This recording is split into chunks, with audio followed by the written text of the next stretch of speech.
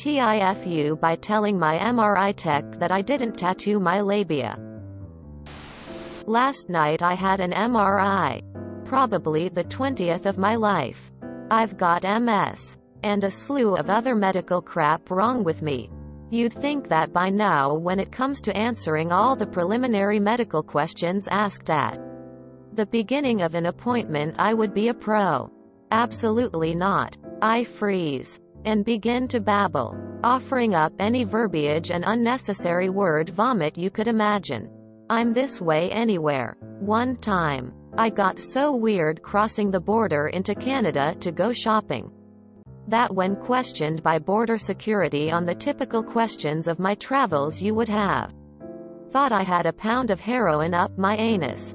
But I digress. Now the tech starts asking some important medical questions related to going into an MRI. You see, you can't have anything metal.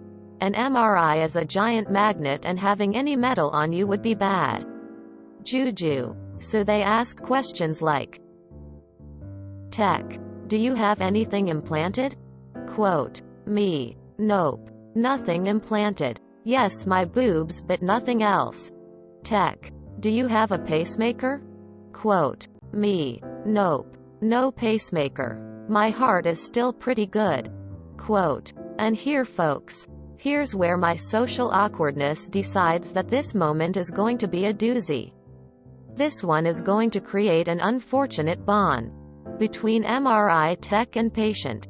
Tech, do you have any recent tattoos that aren't healed? Quote, me, nope, no recent tattoos. The only new tattoo I've had done since my last MRI is my lips. Tech, looking at me in silence.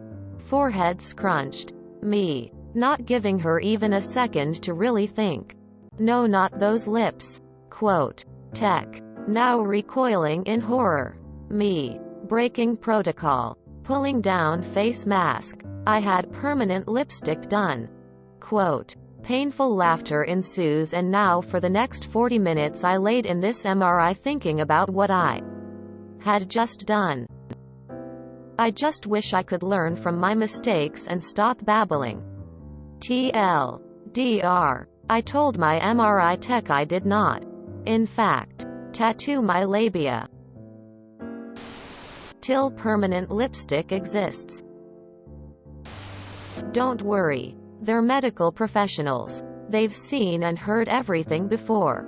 Someone who hasn't read this yet. Fellow MS person here, I have minimum 4 brain, spine MRIs per year. I never had anything so awkward or entertaining happen. Well done. Thanks for the giggle. This is pretty funny, open mouth smile. I just wish I could learn from my mistakes and stop babbling. Babbling is definitely better than leaving out information, though, open mouth smile.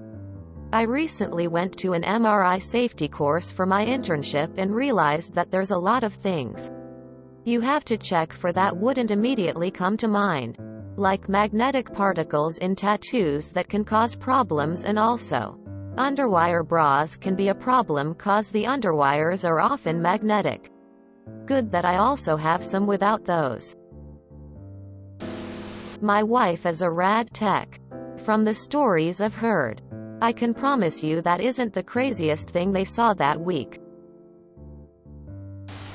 You might have anxiety. I tend to babble when nervous as a social anxiety trait.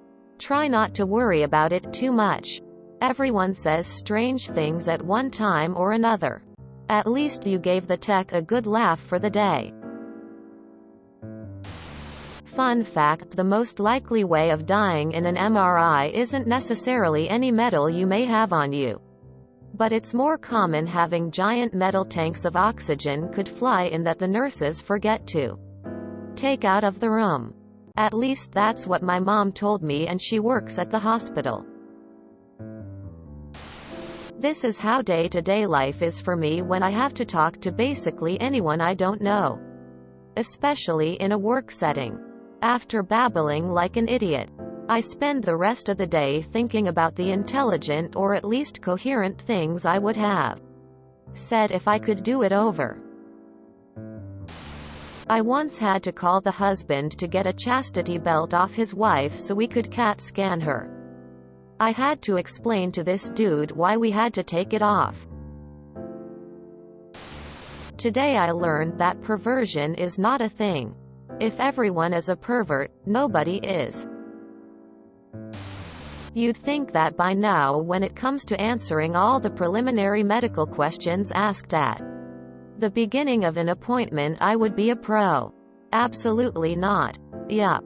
I have HEDS and a bunch of comorbidities. Whenever something new crops up, I make a list of all the symptoms so I can tell them clearly. But then they always ask the questions in such a weird way that I end up like, well yeah. But not like how you've said it. It's more like this. So then they're like, so the answer is no? And I'm like, I guess. I hate those conversations. The most recent one was about some neck issues I'm having. She asked if there's any specific movements that make it worse. The correct answer should have been, looking up I get pressure. If I then use my arms I'll have pain for a couple of days after, which is a fairly common movement in daily life. But no. I felt the need to go very specific and tell her how I was cleaning the upper cupboards in my new caravan the other day and had to lean forwards and upwards and how much I hurt for days after, and then I was like, so that position I guess. You could just tell she was thinking, so maybe let someone else clean the cabinets? Quote. So yeah, I feel you. Magnets, including the ones in MRIs, only affect ferrous metals, steel, iron or any combination of those. Gold, silver, platinum, aluminum and others are non-magnetic. I'm a chronic word vomiter, and this made my day. Thank you for sharing. TBH, I was expecting, but hoping not to opt to have tattooed their labia and have a very painful time. Well, I think they had a nice topic at the dinner table afterwards. Facial tattoos, including permanent makeup, are often actually an exclusion criteria for MRI scans. At least in research. So it is quite good of you to mention it. If you enjoyed this video, please check out our playlists full of similar content. Epicaricast is like doom scrolling for your ears. Please like, share, and subscribe.